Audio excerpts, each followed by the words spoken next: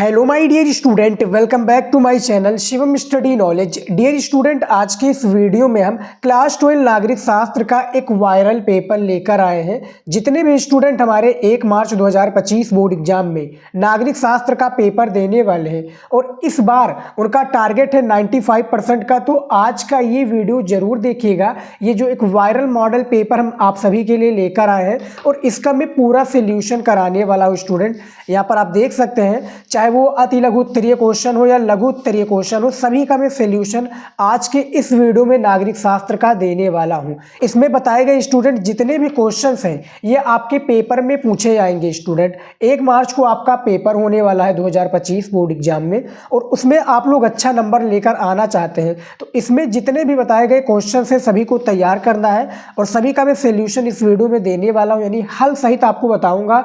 और ये भी बताऊंगा कि आपका जो 1 मार्च को पेपर आएगा वो कैसे पेपर आएगा, पेपर का पैटर्न कैसे होगा और क्वेश्चंस कैसे होंगे, नॉर्मल होंगे या हार्ड होंगे। ठीक है, तो इस वीडियो में सारी जानकारी आपको मिलेगी। यहाँ पर सबसे पहले आप पेपर कोड देख लीजिए। 200 यूडी पेपर कोड है नागरिक शास्त्र का। समय आपको 3 घंटा 15 मिनट दिया जाएगा और नागरिक शास्त्र यानी सिविक्स में आपको 100 नंबर का पूर्णांक होता है। ठीक है, नोट में देख लीजिए कि प्रारंभ में 15 मिनट, ये तो कंपलसरी है। पेपर हर एक सब्जेक्ट में आपको 15 मिनट दिया जाएगा पढ़ने के लिए। देखिए, सबसे ज़्यादा जो इंपॉर्टेंट होता है स्टूडेंट वो निर्देश होता है। अलग अलग सब्जेक्ट में अलग निर्देश दिए होते हैं। जैसे यहाँ पर देख सकते हैं, सभी प्रश्न अनिवार्य है। प्रश्न संख्या 1 से 10 तक जो है बहुविकल्पीय प्रश्न है। दूसरा है प्रश्न संख्या 11 से 20 तक अति लघु उत्तरीय है, जिनका प्रत्येक उत्तर 10 शब्दों में आपको देना है। 2 नंबर का एक क्वेश्चन होता है। ठीक है, उसके बाद में देखिए प्रश्न संख्या 21 से 26 तक लघु उत्तरीय प्रश्न 1 है, जिनका प्रत्येक उत्तर 50 शब्दों में देना है। और 5वां पॉइंट है प्रश्न संख्या 27 से 30 तक लघु उत्तरीय प्रश्न 2 है, जिनका प्रत्येक उत्तर 100 से 125 शब्दों में देना है। ठीक है, उसके बाद में 6 नंबर पॉइंट है कि प्रश्न संख्या 31 से 32 तक दीर्घ उत्तरीय है, जिनका प्रत्येक उत्तर लगभग 250 शब्दों में देना है और सभी प्रश्नों के निर्धारित अंक उसके सामने दिए हुए हैं, यानी जो भी प्रश्न दिया जाएगा उसके अंक सामने भी दिए होंगे। तो स्टूडेंट, काफी स्टूडेंट जो हमारे गलती करते हैं वो यही गलती करते हैं कि निर्देश को नहीं पढ़ते हैं, वो क्वेश्चंस का आंसर देते चले जाते हैं। जिसमें देना होता है 10 शब्दों में आंसर, वो दे देते हैं 30 या 40 शब्दों में। मिलना उनको 2 ही नंबर है, तो क्यों टाइम वेस्ट करना। तो ये इसीलिए मैं कहता हूँ निर्देश को आप लोग पूरा अच्छे से पढ़ लीजिएगा स्टूडेंट। ठीक है, अब चलिए देख लेते हैं जो कि 10 बहुविकल्पीय प्रश्न पूछे जाते हैं, तो वो 10 बहुविकल्पीय प्रश्नों को भी चलिए देख लेते हैं। यहाँ पर देखिए स्टूडेंट, ये 10 आपके बहुविकल्पीय प्रश्न पूछे जाएंगे जो कि आपके नागरिक शास्त्र के बुक से ही पूछा जाएगा। ठीक है, तो देखिए सबसे पहला प्रश्न पूछा गया है कि अंटार्कटिका संधि कब हुई थी। जो अंटार्कटिका संधि है डियर स्टूडेंट, ये कब हुई थी इसके बारे में आप लोगों को बताना है। तो यहाँ पर देखिए ऑप्शंस आपके स्क्रीन पर दिख रहा होगा, आपके स्क्रीन पर, यानी 4 ऑप्शंस हैं। तो इनमें से जो राइट आंसर हो जाएगा डियर स्टूडेंट वो आपका हो जाएगा बी वाला, 1 दिसंबर। देखिए 1 दिसंबर, ठीक है, 1 दिसंबर 1959 को अंटार्कटिका संधि हुई थी। ठीक है, 1 नंबर आपको मिल जाएगा। दूसरा क्वेश्चन है 7 महीने का संबंध हमारे देश के किस हिस्से से है। तो जो 7 महीने का संबंध है स्टूडेंट वो पूर्वोत्तर भारत से है। अब ये कौन कौन सी महीने हो जाएंगी, जैसे एक आपका अरुणाचल प्रदेश, ठीक है, अरुणाचल हो गया। दूसरा आपका मिजोरम, ठीक है। तीसरा आपका हो जाएगा असम, ठीक है। और चौथा आपका हो जाएगा स्टूडेंट कौन सा, नागालैंड, ठीक है, नागालैंड। उसके बाद में देखिए 5वां आपका हो जाएगा त्रिपुरा, ठीक है, त्रिपुरा हो गया। उसके बाद में क्या हो गया, मणिपुर, आपका 6 नंबर पर मणिपुर हो गया, ठीक है। और आपका मेघालय हो जाएगा, ठीक है, कौन सा हो जाएगा, मेघालय। तो ये टोटल 7 बहनों के नाम से प्रचलित है, जो कि मैंने आपको नाम भी बता दिया है, पूर्वोत्तर भारत में पाई जाती है। अगला क्वेश्चन है 3 नंबर की, इंटर सर्विसेज इंटेलिजेंस किस देश की खुफिया एजेंसी है। ISI के नाम से भी इसको जाना जाता है। ठीक है, तो ये पाकिस्तान की क्या है, खुफिया एजेंसी है स्टूडेंट। जैसे हमारे यहाँ पर कौन से एजेंसी, खुफिया एजेंसी रॉ, ठीक है। और वहाँ पर क्या है, ISI यानी इंटेलिजेंट, यहाँ पर देखिए इंटर सर्विसेज इंटेलिजेंस, ये खुफिया एजेंसी है पाकिस्तान की। अगला क्वेश्चन देखिए 4 नंबर, शिमला समझौता कब हुआ। तो जो शिमला समझौता हुआ डियर स्टूडेंट, ये कब हुआ था। देखिए गूगल पर ये दिखा रहा था, कब दिखा रहा था स्टूडेंट, गूगल पर दिखा रहा था 2 दिसंबर, ये देखिए सॉरी 2 जुलाई, यहाँ पर दिखा रहा था 2 जुलाई, ठीक है, 2 जुलाई 1972 दिखा रहा था। 2 जुलाई 1972 ये गूगल पर दिखा रहा था। बुक के हिसाब से माने तो इसका राइट आंसर सी हो जाएगा 3 जुलाई 1972। दोनों मैंने आपको करेक्ट करके बता दिया है। अगला देखिए 5 नंबर क्वेश्चन, निजाम का संबंध भारत के किस रियासत से माना जाता है? 1 नंबर का ये क्वेश्चन है, यहाँ पर देख सकते हैं। ये एक वायरल पेपर है और सेम टू सेम आपके इस बार 1 मार्च 2025 को ये पेपर 100% में लेता हूँ। ऐसे ही क्वेश्चंस और ऐसे ही पेपर पूछे जाएंगे, बस थोड़ा क्वेश्चन चेंज रहेगा, ठीक है। और इससे भी काफ़ी क्वेश्चंस आपके 1 मार्च 2025 को पूछे जाएंगे। तो वीडियो को लाइक नहीं किए तो लाइक कर दीजिए स्टूडेंट, मैं ऐसे ही तैयारी आप सभी की हर एक सब्जेक्ट की कराएंगे, ठीक है। तो देखिए निजाम का संबंध भारत के किस रियासत से माना जाता है? तो हैदराबाद से माना जाता है। डी वाला विकल्प आपका सही हो जाएगा। अगला क्वेश्चन है 6 नंबर, विश्व में 1991 की मुख्य घटना क्या थी? अब देखिए नागरिक शास्त्र के हिसाब से माने डियर स्टूडेंट, ठीक है। तो नागरिक शास्त्र के हिसाब से जो मुख्य घटना थी वो सोवियत संघ का विघटन। सोवियत संघ का विघटन कब हुआ था स्टूडेंट? ये भी क्वेश्चन पूछा जाएगा। तो 25 दिसंबर, ठीक है, 25 दिसंबर 1991 को सोवियत संघ का विघटन, यानी जो 15 गणराज्य थे वो टूटकर अलग अलग देश बन चुके हैं, ठीक है। 7 नंबर क्वेश्चन देखिए, नेपाल किस वर्ष में लोकतांत्रिक गणराज्य बना? तो जो नेपाल है ये किस वर्ष में लोकतांत्रिक गणराज्य बना स्टूडेंट? ये तो क्वेश्चन पूछा जाएगा। तो इसमें से जो राइट आंसर हो जाएगा वो हो जाएगा आपका 28 मई, ठीक है, 28 मई 2008 को, यानी बी वाला विकल्प लोकतांत्रिक गणराज्य बना, ठीक है। तो 7 नंबर का भी ऑप्शन आपका सही हो जाएगा। और देख लेते हैं। देखिए स्टूडेंट वीडियो थोड़ा लंबा हो सकता है क्योंकि मैं पूरे प्रश्न का आपको उत्तर भी देने वाला हूं और ऐसे ही आप लोगों को उत्तर देना है जब मैं आपको बताऊंगा, ठीक है। और आप लोगों ने नागरिक शास्त्र का यानी जो सिविक्स है इसका कॉपी लिखने वाला वीडियो नहीं देखा है तो वो वीडियो जरूर देख लीजिएगा स्टूडेंट, उससे भी आप लोगों को काफ़ी फायदा होगा, ठीक है। फिलहाल 8 नंबर क्वेश्चन देख लेते हैं। यहाँ पर देखिए, भारतीय चुनाव आयोग की स्थापना कब हुई थी? तो भारतीय चुनाव आयोग की जो स्थापना हुई थी डियर स्टूडेंट, ये कब हुई थी? ये आपका हुआ था 25 जनवरी 1950 को। कब हुआ? 25 जनवरी, ठीक है, 1950, यानी सी विकल्प राइट आंसर हो जाएगा। भारतीय चुनाव आयोग की स्थापना इसी सन में की गई थी। 9 नंबर क्वेश्चन है, संयुक्त राष्ट्र संघ का कौन सा अंग अभी क्रियाशील नहीं रह गया है? ठीक है, 1 नंबर का ये क्वेश्चन है। तो इनमें से जो राइट आंसर हो जाएगा वो आपका न्याय परिषद हो जाएगा। इसको क्या कहा जाता है स्टूडेंट? इसको ट्रस्टीशिप काउंसिल भी कहा जाता है। अगला क्वेश्चन है 10 नंबर कि ट्रिस्ट विद टेस्टनी नामक प्रसिद्ध भाषण किसने दिया है? मैंने जो हमारा एक महातांडव क्लास था उसमें मैंने इसका आंसर आप लोगों को बताया था। आप लोगों ने वो वीडियो देखा होगा, लगभग 1.5 से 2 घंटे का वीडियो था।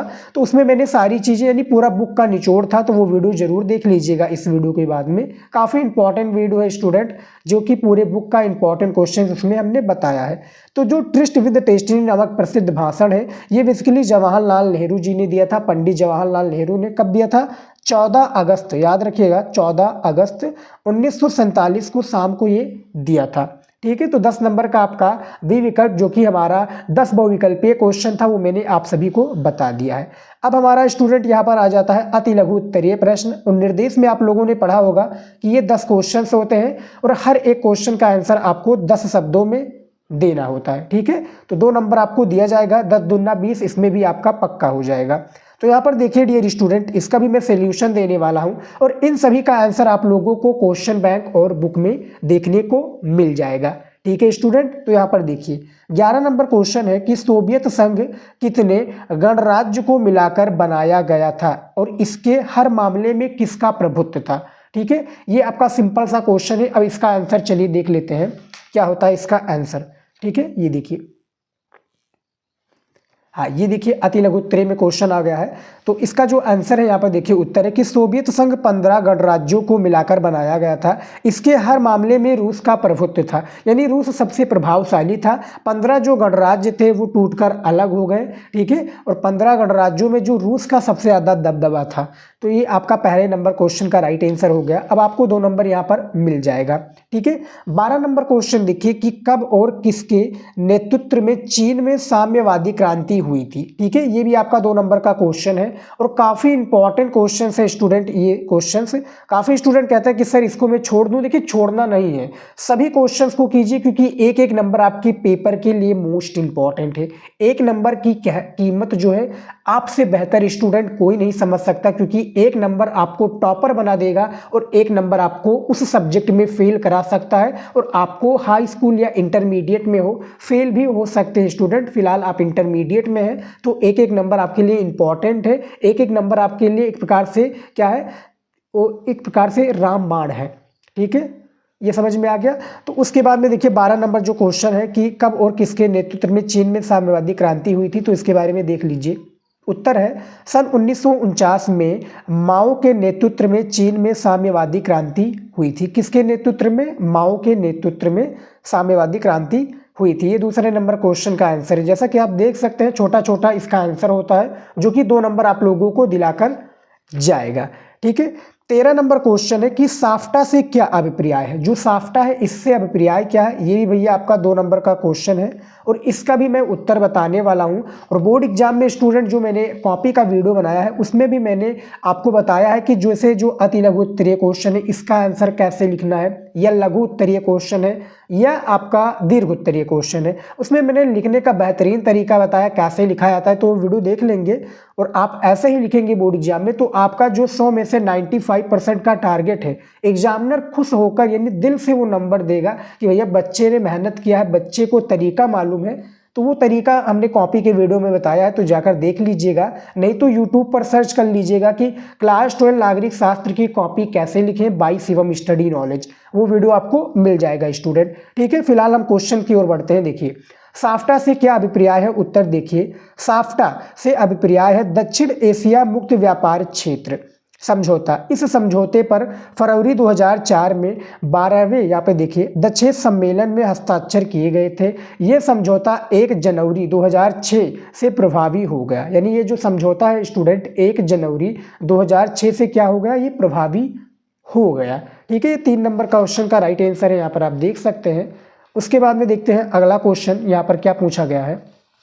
ठीक है, देखिए 14 नंबर क्वेश्चन स्क्रीन पर देख सकते हैं कि संयुक्त राष्ट्र संघ के किन्हीं 2 एजेंसियों का नाम बताइए। यहाँ पर 4 एजेंसियों की भी नाम पूछा जा सकता है, लेकिन फिलहाल 2 नंबर का क्वेश्चन है तो आपको 2 ही एजेंसियों का नाम बताना है। तो इनके 2 एजेंसियों का नाम चलिए देख लेते हैं स्टूडेंट। ठीक है, थोड़ा हमें लंबा है, ये देखिए संयुक्त राष्ट्र संघ की किन्हीं 2 एजेंसियों का नाम। सबसे पहला जैसे मैं मान लेता हूं विश्व स्वास्थ्य संगठन यानी WHO, वर्ल्ड हेल्थ ऑर्गेनाइजेशन। इसका फुल फॉर्म क्या है, वर्ल्ड हेल्थ ऑर्गेनाइजेशन। इसका जो मुख्यालय है वो आपका कहां पर, जिनेवा स्विट्जरलैंड में इसका मुख्यालय है। ठीक है, इसमें कम से कम 145 से अधिक देशों ने भाग लिया है। ये बेसिकली किस चीज़ से रिलेटेड है, ये क्या है, स्वास्थ्य से रिलेटेड जानकारी दी है। जैसे अभी कोरोना वायरस आया था तो उससे रिलेटेड जो जानकारियां भैया यही देता था वर्ल्ड हेल्थ ऑर्गेनाइजेशन। ठीक है, दूसरा है संयुक्त राष्ट्र संघ विकास कार्यक्रम यानी UNDP। ठीक है, UNDP का पूर्ण रूप से क्या, इसका फुल फॉर्म क्या है student, United National Development programme.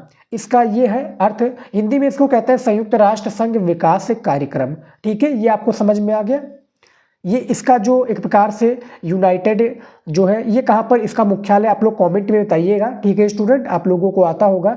उसके बाद में देखिए 5 नंबर क्वेश्चन, इसका आंसर मैंने इसलिए बताया स्टूडेंट कि वो आप लोगों को आता होगा कि मैंने काफ़ी बार आप सभी को वीडियोज में बताया है, और आपकी तैयारी के लिए मुझे ये सभी क्वेश्चन टेस्ट के रूप में लेना पड़ रहा है कि आप टेस्ट के रूप में ईमानदारी से कमेंट में बताइए। देखिए जितना ज़्यादा आप ईमानदारी करेंगे उतना ही आप लोग बोर्ड एग्जाम में पेपर्स को अच्छे से कंप्लीट कर पाएंगे, क्योंकि वहाँ पर भैया क्या है, चीटिंग नहीं चलती है। कैमरे लगे होंगे आगे पीछे आपके और आपको ही पेपर देना होगा, ना कि आपका कोई रिश्तेदार आएगा, ना मैं जाऊंगा पेपर देने या कोई भी पेपर देने, आपका खुद का पेपर आप खुद दे रहे होंगे। ठीक है, तो अभी से तैयारी में लग जाइए। 1 मार्च को पेपर है और सभी सब्जेक्ट को साथ में लेकर चलना है, ये नहीं कि आप नागरिक शास्त्र में ही लगे हो।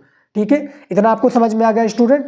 अब चलिए देख लेते हैं अगला क्वेश्चन। यहाँ पर स्क्रीन पर देखिए स्टूडेंट 15 नंबर जो कि अति लघु उत्तरीय क्वेश्चन है कि देश गठबंधन क्यों बनाते हैं। जो देश हैं ये गठबंधन क्यों बनाते हैं, इसके बारे में आपको उत्तर देना है। तो उत्तर है यहाँ पर देखिए, उत्तर है किसी देश अथवा गठबंधन की तुलना में अपनी ताकत यानी शक्ति का प्रभाव बढ़ाने के लिए देश गठबंधन बनाते हैं। गठबंधन राष्ट्रीय हितों पर आधारित हो और राष्ट्रीय, यहाँ पर देखिए, हो या देखिए राष्ट्रीय हितों पर आधारित हो है और राष्ट्रीय हितों के यहाँ पर देखिए बदलने पर गठबंधन भी बदल जाते हैं। तो देश गठबंधन क्यों बनाते हैं, 2 नंबर का क्वेश्चन है, इतना आप लोग लिख लीजिएगा, आपको इसका आंसर 2 नंबर मिल जाएगा। ठीक है, ऐसा ही आंसर आप लोगों को लिखना है और ये सभी क्वेश्चन का आंसर आप लोगों को अपने क्वेश्चन बैंक में या बुक में देखने को मिल जाएगा स्टूडेंट। ठीक है, और ये सभी क्वेश्चन जैसा कि आप देख रहे हैं, मैं जितने भी मॉडल पेपर सॉल्व करा रहा हूँ, चाहे जो भी सब्जेक्ट का हो, आप लोग वीडियोज को देखिए और उसके इंपॉर्टेंट क्वेश्चन को तैयार कीजिए, उसके क्वेश्चन को याद कीजिए, क्योंकि टाइम कम बचा है बाबू, और अच्छे से तैयारी करोगे। 95% का टारगेट है तो वो जरूर पूरा होगा, बस आप लोग मेहनत कीजिए, टाइम कम है तो दिन रात एक कर दो और अपनी मंजिल को पाओ। अपनी जो पेरेंट्स जो है आपके प्राउड फील करें। ठीक है, गर्व से बोले कि भैया मेरा बच्चा इतना नंबर लेकर आया, इतना परसेंट लेकर आया, और आगे आप जाकर स्कूल का भी नाम रोशन करो। तो अच्छे से तैयारी करो बेटा, टाइम कम है। ठीक है, तो अगला क्वेश्चन देख लेते हैं यहाँ पर 16 नंबर की सतत विकास से आप क्या समझते हैं, 2 नंबर का क्वेश्चन है, इसका भी आंसर देख लेते हैं। यहाँ पर देखिए उत्तर है ब्रटलैंड आयोग 1987 के अनुसार सतत विकास एक ऐसा विकास है जिसमें वर्तमान पीढ़ी अपनी आवश्यकताओं की पूर्ति आने वाली पीढ़ियों की आवश्यकताओं की पूर्ति को बिना नुकसान पहुंचाए करती है। ये सतत विकास से आप क्या समझते हैं, इसका छोटा सा परिभाषा है 2 नंबर का।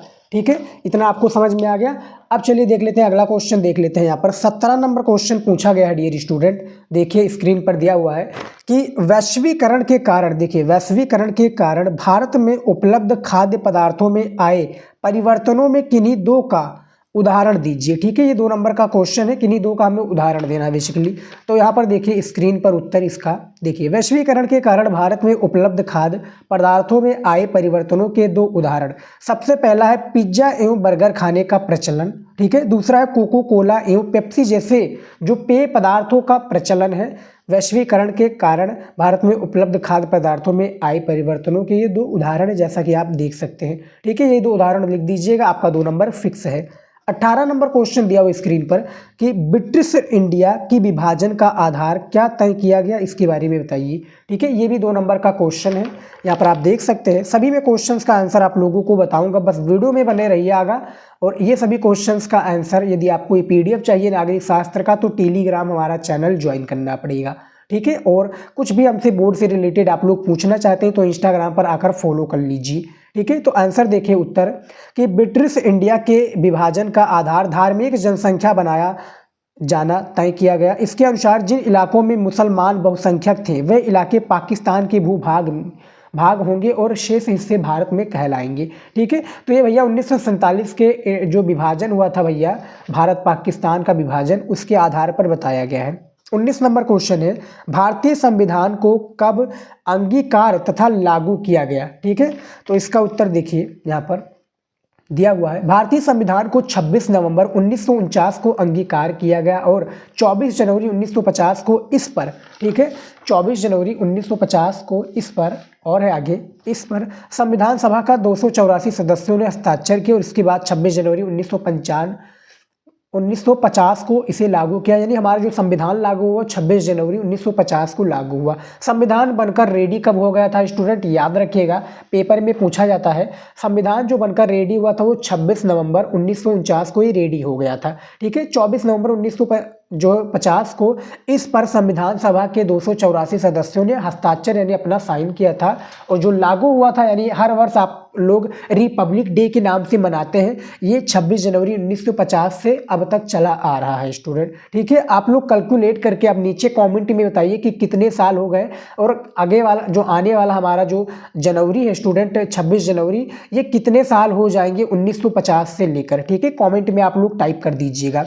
अब देखिए हमारा लास्ट क्वेश्चन है 20 नंबर कि प्रथम पंचवर्षीय योजना का कार्यकाल क्या था। ये भी 2 नंबर का क्वेश्चन है स्टूडेंट, आप यहाँ पर देख सकते हैं स्क्रीन पर। ठीक है, तो उत्तर देखिए, प्रथम पंचवर्षीय योजना का प्रारूप 1951 में जारी किया गया और यहाँ पर देखिए किया गया, और इसी वर्ष नवंबर माह में इस योजना का वास्तविक दस्तावेज भी जारी किया गया। इस योजना की समयावधि यानी जो समय की अवधि थी वो 1951 से 1956 तक रही। ठीक है, प्रथम पंचवर्षीय, द्वितीय पंचवर्षीय, तृतीय पंचवर्षीय की भी सीमा होती है।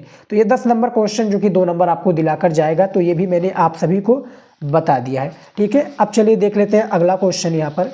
ठीक है स्टूडेंट, यहाँ पर देखिए ये आ चुका है स्टूडेंट हमारा लघु उत्तरीय प्रश्न। स्क्रीन पर आप देख सकते हैं स्टूडेंट, ये देखिए लघु उत्तरीय प्रश्न 1। नागरिक शास्त्र के जो स्टूडेंट हैं, जो हमारा निर्देश यानी जो पेपर में शुरू में जो निर्देश पढ़े होंगे, ये निर्देश स्टूडेंट, ठीक है, उनको सारी चीज़ें बताने की आवश्यकता नहीं, वो समझ जाएंगे। ठीक है, क्योंकि निर्देश में बाकायदा सारी चीज़ें दिया होता है, इसीलिए एग्जामिनर कहता है और पेपर में भी लिखा होता है कि 15 मिनट पेपर को अच्छे से पढ़ें। तो 15 मिनट भैया पेपर को अच्छे से पढ़ लीजिएगा। हालांकि मैं आपको समझाता ही हूँ कि आपको क्या करना है। ठीक है, तो देखिए लघु उत्तरीय प्रश्न 1 में टोटल आपका कितने क्वेश्चंस होते हैं? 6 क्वेश्चंस होते हैं, यहाँ पर आप देख सकते हैं, और हर एक क्वेश्चन 5 नंबर का होता है। तो 6 पंचे 30 नंबर आपका पक्का हो जाएगा। इसका हर एक प्रश्न का उत्तर आप लोगों को कितने शब्दों में दे रहा है? 50 शब्दों में देना है स्टूडेंट। ठीक है, तो यहाँ पर देखिए इसका भी मैं आंसर आप लोगों को बताने वाला हूँ। 21 नंबर क्वेश्चन है कि सोवियत संघ के विघटन के क्या कारण थे, इनके बारे में बताइए। 5 नंबर का क्वेश्चन है, तो उत्तर देखिए यहाँ पर। देखिए सोवियत संघ के विघटन के कारण क्या थे? उत्तर है कि सोवियत संघ के विघटन के प्रमुख कारण निम्नवत हैं।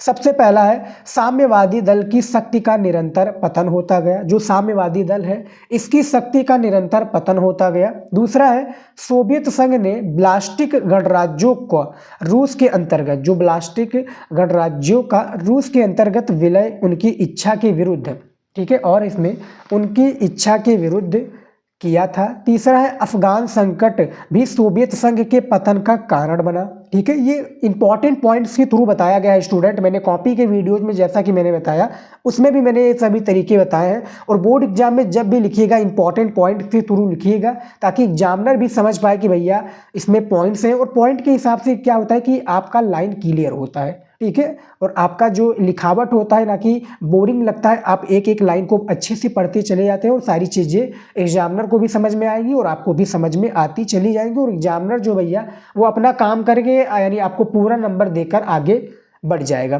ठीक है, तो अफगान संकट भी सोवियत संघ के पतन यानी इसका पतन का कारण बना। 4 नंबर पॉइंट है कि सोवियत संघ की अर्थव्यवस्था बदहाल थी, यानी बहुत ही बेहाल थी। और 5 नंबर है कि सोवियत संघ में खाद्यान्नों का संकट उत्पन्न हो गया था। ठीक है, तो ये सोवियत संघ के विघटन का कारण है, जो कि यहाँ पर आप स्क्रीन पर देख सकते हैं। पहले नंबर क्वेश्चन का राइट आंसर मैंने बता दिया 5 पॉइंटों के थ्रू। ठीक है, अब चलिए देख लेते हैं इसमें और भी क्वेश्चन हैं। देखिए 22 नंबर क्वेश्चन दिया हुआ स्टूडेंट स्क्रीन पर कि सोवियत व्यवस्था की मुख्य विशेषताएं बताइए। 5 नंबर का क्वेश्चन है, इसमें देखिए यहाँ पर आंसर देखिए उत्तर। सोवियत व्यवस्था की मुख्य विशेषताएं निम्नलिखित हैं, पॉइंट के थ्रू इसमें भी बताया गया। सबसे पहला है सोवियत राजनीतिक प्रणाली की धुरी कम्युनिस्ट पार्टी थी, इस दल का सभी संस्थाओं पर गहरा नियंत्रण था। दूसरा है सोवियत संघ में बेरोजगारी बिल्कुल भी नहीं थी, यानी जो अभी प्रेजेंट टाइम में देखा जाए भारत में तो बेरोजगारी बहुत है बाबू। ठीक है, लेकिन भैया सोवियत संघ में बेरोजगारी बिल्कुल भी नहीं थी। तीसरा है सोवियत आर्थिक प्रणाली योजनाबद्ध एवं राज्य के नियंत्रण में थी, ये समझ में आ गया। चौथा पॉइंट है सोवियत संघ का घरेलू उपभोक्ता उद्योग भी बहुत उन्नत था। जो सोवियत संघ का घरेलू उपभोक्ता उद्योग है ये भी बहुत क्या है, उन्नत में था। तो इसकी जो मुख्य विशेषता है यहाँ पर आप देख सकते हैं स्टूडेंट। और वीडियोज को आप लोग नहीं समझ में पा रहे हैं कि क्वेश्चंस के आंसर को मैं क्या बता रहा हूँ, तो आप लोग क्या स्क्रीनशॉट भी ले सकते हो, इसको वीडियो को टैप करके यानी बीच से आप रोक कर इसको लिख भी सकते हैं, इसको समझ भी सकते हैं कि क्या बताया गया है। और ऐसे ही आप लोगों को 1 मार्च 2025 में नागरिक शास्त्र के पेपर में क्वेश्चन आएगा, ऐसे ही क्वेश्चन आएगा और आंसर ऐसे ही आप लोगों को लिखना है, कुछ भी आपको चेंज करने की ज़रूरत नहीं है, आपको ऐसे ही लिख देना है सेम टू सेम, और आपको 5 नंबर एग्जामिनर दे देगा।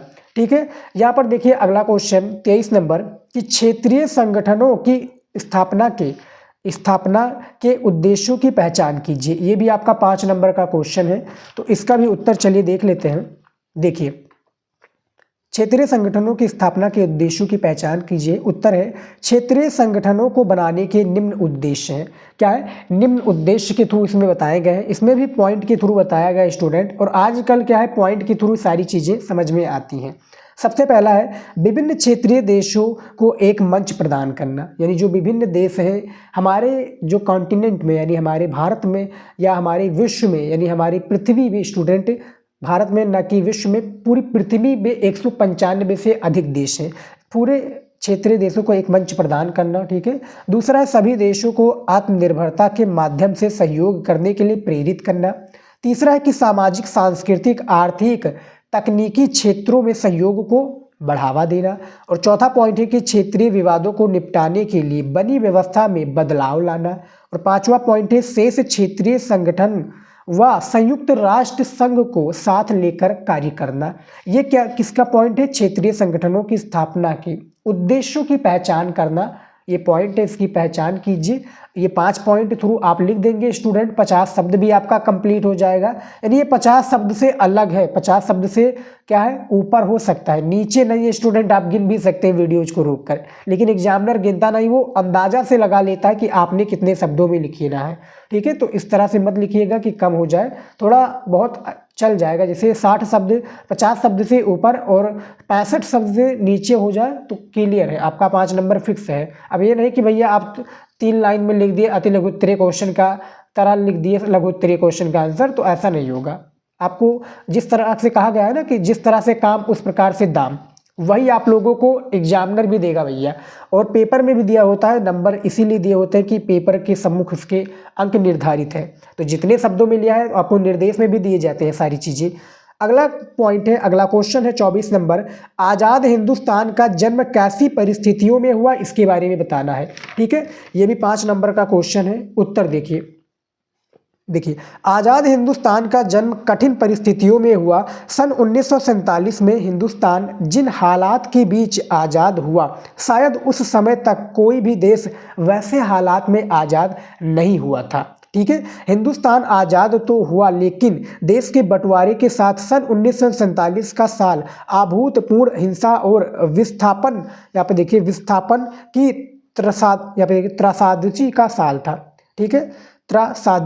त्रासदी का साल था। क्या था साल स्टूडेंट? अभूतपूर्व हिंसा और विस्थापन की त्रासदी का साल था। तो ये आज़ाद हिंदुस्तान का जन्म कैसी परिस्थितियों में हुआ, यहाँ पर आप देख सकते हैं। इसका स्क्रीनशॉट भी स्टूडेंट आप सभी लिख सकते हैं, इंपॉर्टेंट क्वेश्चन है, ठीक है। उसके बाद में देखिए यहाँ पर स्क्रीन पर अगला क्वेश्चन है 25 नंबर, टिप्पणी लिखिए योजना आयोग पर, ठीक है। ये भी 5 नंबर का क्वेश्चन है, इस पर टिप्पणी लिखना है। और ये भी इंपॉर्टेंट क्वेश्चन, कहना गलत नहीं है। इस पेपर में जितने भी इंपॉर्टेंट क्वेश्चन हैं सभी का मैं आंसर आपको दूंगा, बस आप लोग वीडियो में बने रहिएगा। और आप लोग लिखना चाहिए तो क्वेश्चंस को लिख भी सकते हैं, ठीक है, कोई गड़बड़ी नहीं है। और लिख लेंगे तो आप ही का फ़ायदा होगा, क्योंकि मेहनत में तो पूर्ण रूप से कर रहा हूँ, दिन रात एक कर रहा हूँ। प्रेजेंट टाइम में मैं वीडियोज़ 2 बजे रात को बना रहा हूँ, ठीक है, ताकि आपकी तैयारी रुके ना और अच्छे से आप लोग तैयारी कर पाएँ। इसीलिए क्या है, आप लोग देख रहे होंगे कि शोर शराबा नहीं है। नहीं तो दिन में वीडियोज़ बनाता हूँ तो काफ़ी बाइक वगैरह और काफ़ी जानवर, यानी जो डॉग्स वगैरह होते हैं, इनकी चिल्लाहट और बाइक वगैरह के जो हॉर्न वगैरह होती हैं, इनकी आवाज़ सुनाई देती है। तो उसमें क्या है, प्रॉब्लम होती है, आपको भी प्रॉब्लम होती है, मुझको भी। इसीलिए मैं 2 बजे रात को वीडियो बना रहा हूँ, ताकि आपकी तैयारी ना रुके और आप अच्छे से पेपर को कंप्लीट कर पाए, ठीक है। मोटिवेशन लीजिए स्टूडेंट, मोटिवेशन के बिना कुछ नहीं है। और 100% स्टडी पर फोकस कीजिए और एक अपना रूटीन बना लीजिए, टाइम टेबल बना लीजिए, सब कुछ संभव है। तो देखिए उत्तर देखिए, योजना आयोग की स्थापना मार्च 1950 में भारत सरकार द्वारा एक सीधे साधे प्रस्ताव के जरिए की गई थी। ये आयोग एक सलाहकार की भूमिका निभाता है और इसकी सिफारिशें तभी प्रभावशाली हो पाती है या थी जब मंत्रिमंडल उन्हें मंजूरी दे। इसका अध्यक्ष प्रधानमंत्री होता है। योजना आयोग का जो भैया अध्यक्ष यहाँ पर देख सकते हैं, ठीक है, कौन होता है? प्रधानमंत्री होता है। तो ये 5 नंबर क्वेश्चन का राइट आंसर है। अगला क्वेश्चन देखिए 26 नंबर, भारतीय जनसंघ की विचारधारा क्या थी? तो जो भारतीय जनसंघ की विचारधारा थी भैया क्या थी? ये भी 5 नंबर का क्वेश्चन है, इसका उत्तर देख लेते हैं। देखिए भारतीय जनसंघ की विचारधारा क्या थी? उत्तर है भारतीय जनसंघ का गठन 1951 में हुआ था। श्यामा प्रसाद मुखर्जी, ठीक है, श्यामा प्रसाद, जिसको SC दुबे भी कहा जाता है, श्यामा प्रसाद मुखर्जी इसके संस्थापक अध्यक्ष थे। इस दल की जड़ें, श्यामा प्रसाद मुखर्जी को SC दुबे कहा जाता है, कमेंट में जरूर बताइएगा स्टूडेंट, ठीक है। इसके संस्थापक अध्यक्ष थे। इस दल की जड़ें आज़ादी के पहले के समय सक्रिय राष्ट्रीय स्वयंसेवी संघ RSS क्या थी स्टूडेंट? ये देखिए RSS और हिंदू महासभा में खोजी जा सकती है। जनसंघ यहाँ पर देखिए अपनी विचारधारा और कार्यक्रमों के लिहाज से बाकी दलों से भिन्न है। जनसंघ ने एक देश, एक संस्कृति और एक राष्ट्र के विचार पर जोर दिया है। ठीक है, तो ये भारतीय जनसंघ का विचारधारा है जो आप स्क्रीन पर देख सकते हैं। ठीक है स्टूडेंट, देखिए स्टूडेंट इन सभी का क्वेश्चन का आंसर मैं इसलिए बता रहा हूँ ताकि आपका डाउट ना रहे कि सर आप क्वेश्चंस को सॉल्व करके नहीं दे रहे हैं। अब आपका जो मॉडल पेपर पे रिलेटेड वीडियो आएगा, चाहे जो भी सब्जेक्ट हो, जो भी आपका सब्जेक्ट होगा, हिस्ट्री, जियोग्राफी, सोशियोलॉजी, ठीक है, या सिविक्स या हिंदी, सभी का मैं पूरा सोल्यूशन दूंगा आप लोगों को। बस वीडियो को देखिएगा और मैं पूर्ण रूप से सभी इंपॉर्टेंट क्वेश्चन इस मॉडल पेपर के थ्रू बताऊँगा। ठीक है, तो ये भी हमारा 6 नंबर क्वेश्चन कंप्लीट हो चुका है, आप लोगों ने देख लिया है। अब चलिए देख लेते हैं जो हमारा लघु उत्तरीय से रिलेटेड क्वेश्चंस हैं, इसको भी चलिए कर लेते हैं। यहाँ पर देखिए लघु उत्तरीय प्रश्न 2 आ गया है, जो कि ये टोटल 4 क्वेश्चंस होते हैं। इसका शब्द सीमा 100 से लेकर 125 शब्दों में हर एक प्रश्न के इसके उत्तर देना है। 6 नंबर का ये एक क्वेश्चन होता है। टोटल कितने 4 क्वेश्चन पूछे जाते हैं। तो स्क्रीन पर देखिए 27 नंबर क्वेश्चन पूछा गया है कि सोवियत संघ के विघटन का भारत जैसे देशों पर पड़े प्रभाव का वर्णन कीजिए। ठीक है, जो सोवियत संघ के विघटन का जो भारत जैसे देशों पर पड़े प्रभाव का आपको वर्णन करना 6 नंबर का क्वेश्चन है। इसका आंसर कहाँ पर मिलेगा? जो आपका फर्स्ट चैप्टर है, दो ध्रुवीयता का अंत। हालांकि इसका जो है इसका आंसर मैंने अपने चैनल पर वीडियोज में काफ़ी वीडियोज में बताया हुआ है। जैसा कि मैंने कहा था, आप क्वेश्चंस के सर्च करने के बाद में by Shivam study knowledge search करेंगे, वीडियोज मिल जाएगा। ठीक है, नहीं तो आपके क्वेश्चन बैंक में जैसा कि मैंने बताया फर्स्ट चैप्टर से ही क्वेश्चन लिया गया है। ठीक है, 28 नंबर क्वेश्चन है यूरोपीय संघ की सफलता के प्रमुख कारणों का उल्लेख कीजिए। ठीक है, इसके जो प्रमुख सफलता के कारणों को उल्लेख करना है। ये भी भैया 6 नंबर का क्वेश्चन है। इसका आंसर आपको कहाँ पर मिलेगा? इसका आंसर सत्ता के वैकल्पिक केंद्र। ठीक है, नाम तो आपने सुना होगा, जो आपका सेकंड चैप्टर है शायद। ठीक है, उसमें इसका आंसर आप लोगों को मिल जाएगा, जाकर देख लीजिएगा। और 29 नंबर क्वेश्चन है भारत के आर्थिक विकास में पंचवर्षीय योजनाओं की भूमिका का परीक्षण कीजिए। ठीक है, अब इसका आंसर कहाँ पर मिलेगा? तो आप लोगों ने जो आपका सेक्शन बी यानी खंड खा का जो तीसरा चैप्टर है नियोजित विकास की राजनीति, ठीक है, इसमें इस क्वेश्चन का आंसर आप लोगों को बखूबी मिल जाएगा।